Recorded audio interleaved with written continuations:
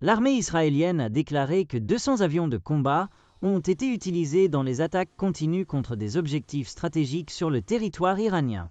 Selon le porte-parole des forces de défense israéliennes, FDI, Efi Defrin, il s'agit d'une opération militaire étendue qui se déroule en plusieurs phases et dans différentes zones de l'Iran.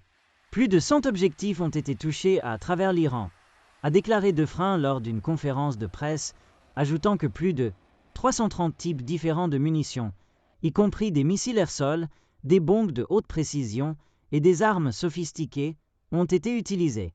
Il a souligné qu'il s'agit d'une opération bien coordonnée entre les forces aériennes et les agences de renseignement, avec un objectif clair, neutraliser les capacités militaires et nucléaires de l'Iran, écrit CNN.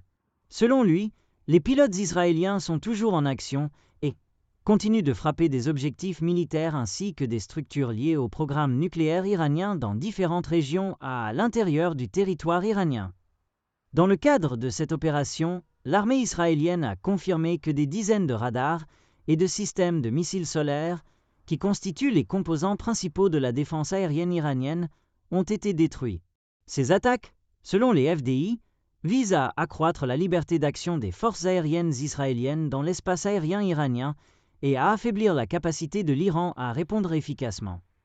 Les développements récents marquent l'une des plus grandes interventions militaires d'Israël dans la région, suscitant de sérieuses inquiétudes quant à une escalade supplémentaire du conflit au Moyen-Orient.